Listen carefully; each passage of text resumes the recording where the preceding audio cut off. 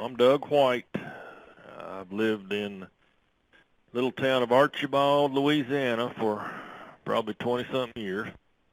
At the time of the incident with the King Air, that was Easter Sunday, April 12th, 2009. I was a private pilot, single-engine land.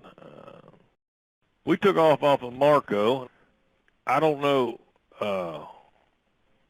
what happened to make me look at Joe, but I looked at him. His chin was on his chest. I said, Joe, and just lopped over is the word, lolled over, just kind of hung with his eyes open, and he was looking at the ceiling.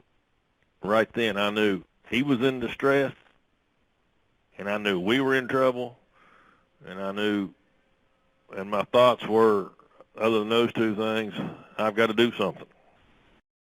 I was working the Fort Myers sector at Miami Center, directly above Fort Myers approach.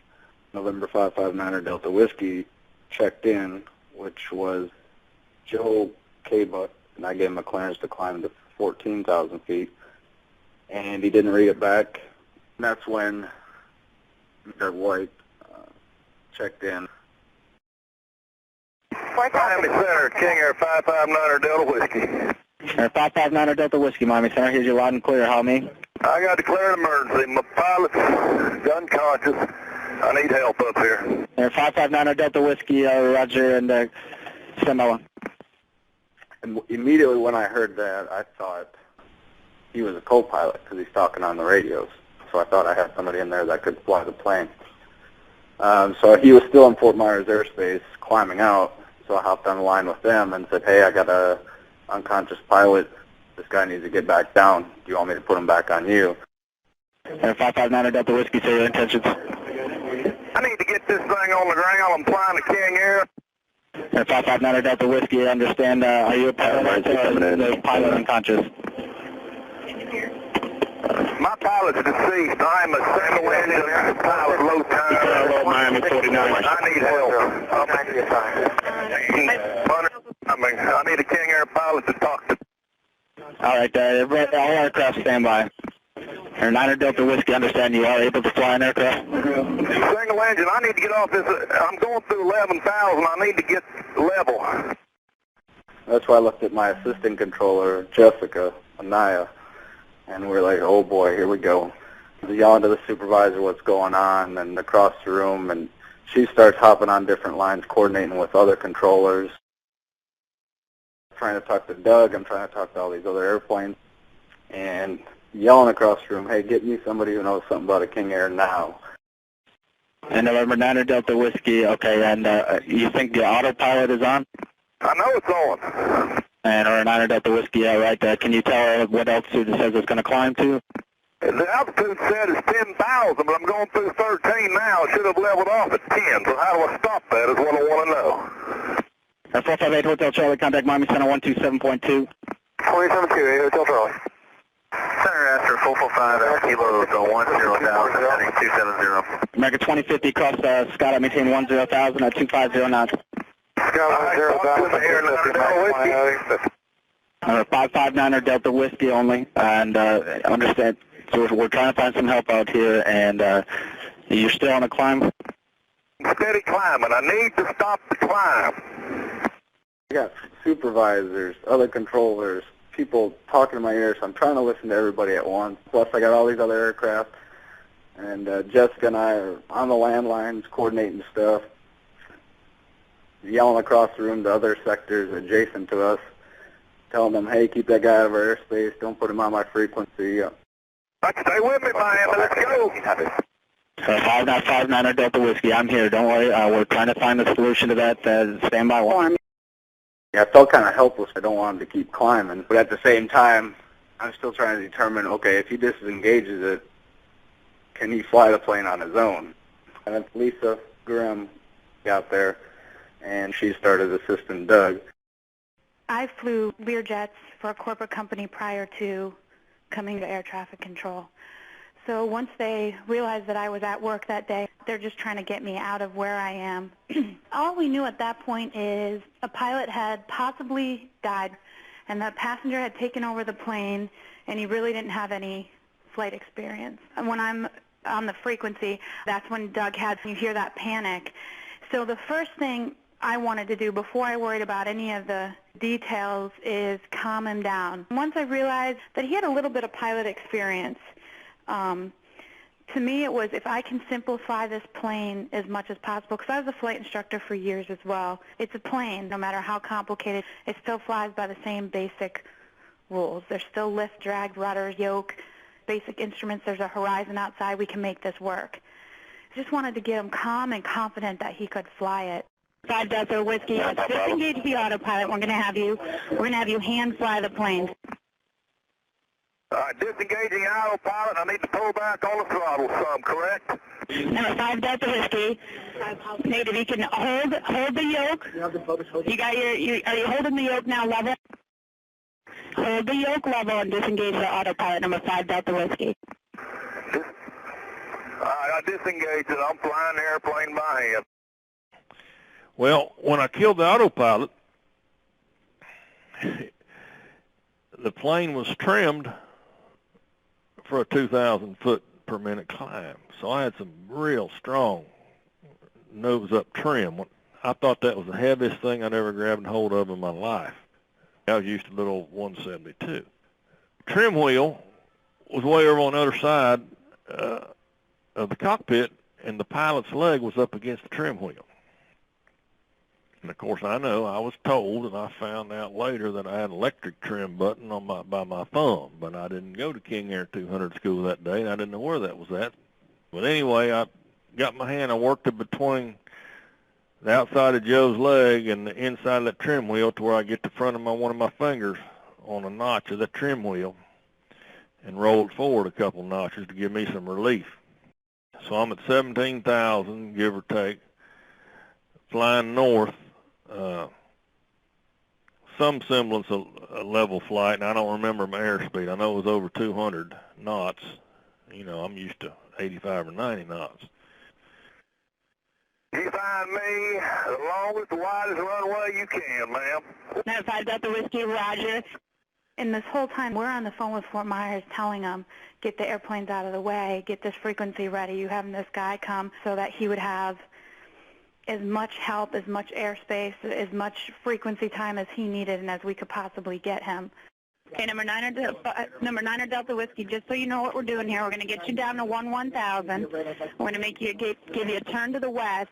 We're going to hand you off to Fort Myers Approach, and they've got some controllers there that also have pilot experience, and they're going to talk you all the way in down to the landing there. Do you have any experience in a King Air?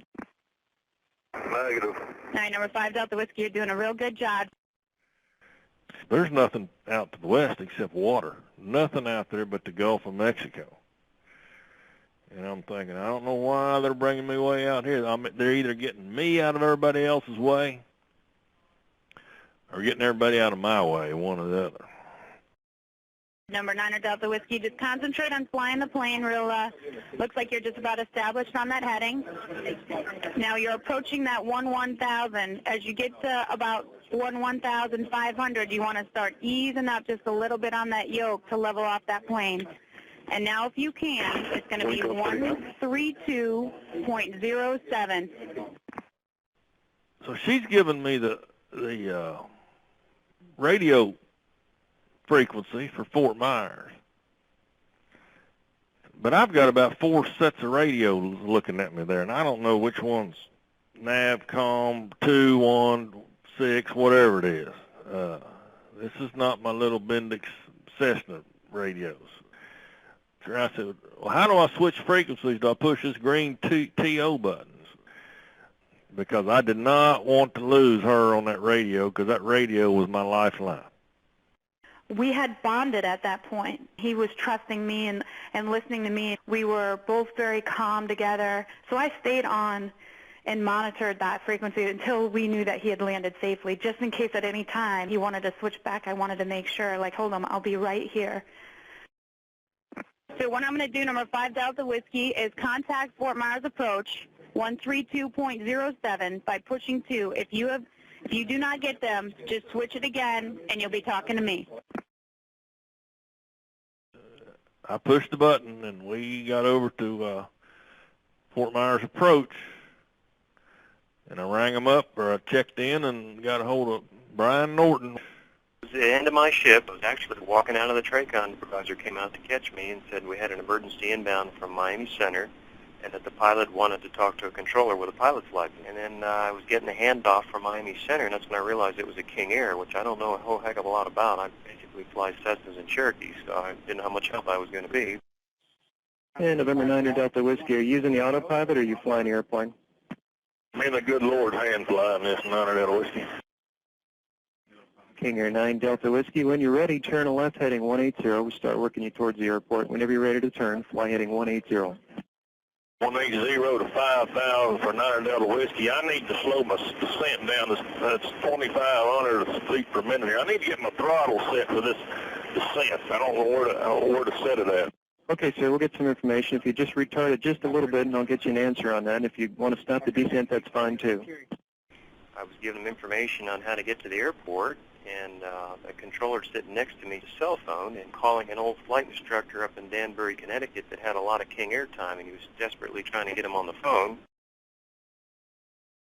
He got lucky because I didn't have many intelligent things to say to the pilot. All of a sudden, with Dan Fabio, the other controller, got his flight instructor, Kerry Sorensen, on the telephone, and he happened to be sitting in his office on a Sunday morning with his briefcase that had a King Air checklist in it.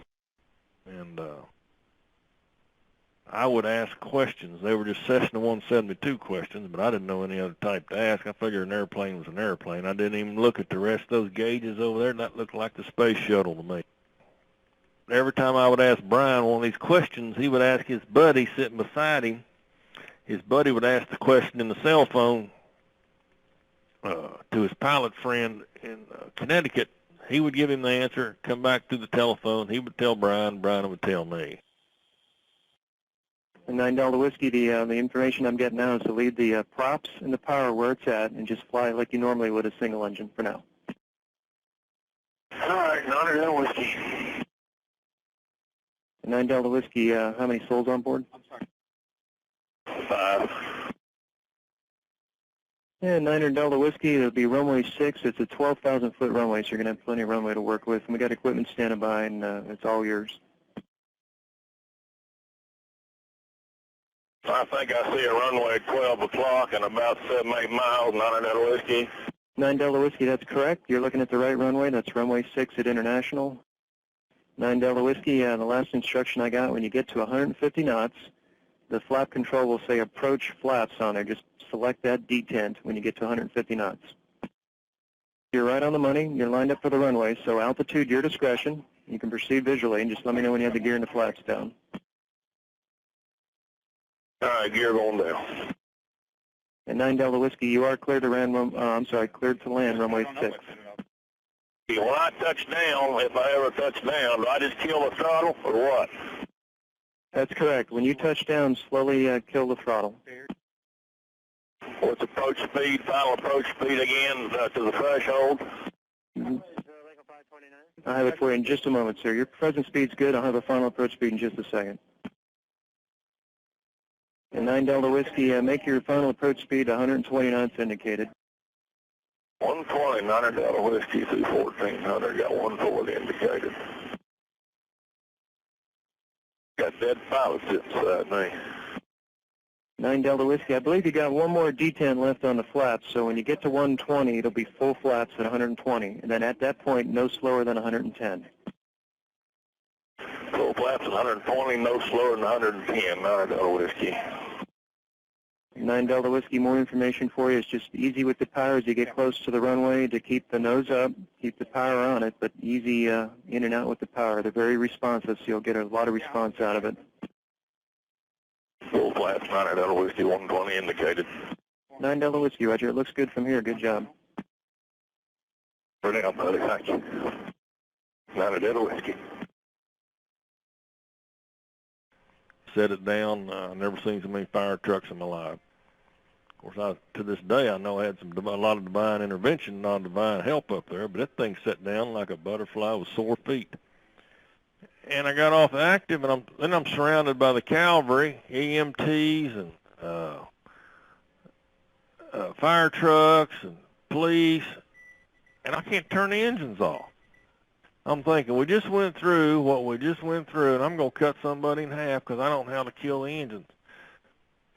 Anyway, there was an airline pilot or co-pilot sitting in a jet there at RSW who had a lot of King Air time, and he volunteered to help me. And so they opened the back door, and the girls got off. The EMTs got Joe out and worked on him, put him on a gurney, and worked on him for half an hour right there on the runway by the plane, but he was already gone. I was thinking about flying this airplane, keeping this thing right side up. That's the only thing I was focused on. I was in some kind of a zone I can't explain. I mean, I was nervous, I was scared, but I was focused like in a tunnel. I declared the emergency. I knew that would move me to the head of the line. Be proactive rather than reactive, and you'll really exponentially increase your chances of staying out of trouble. No matter what plane you're flying, don't let it get in front of you. You stay out in front of it mentally. That's all.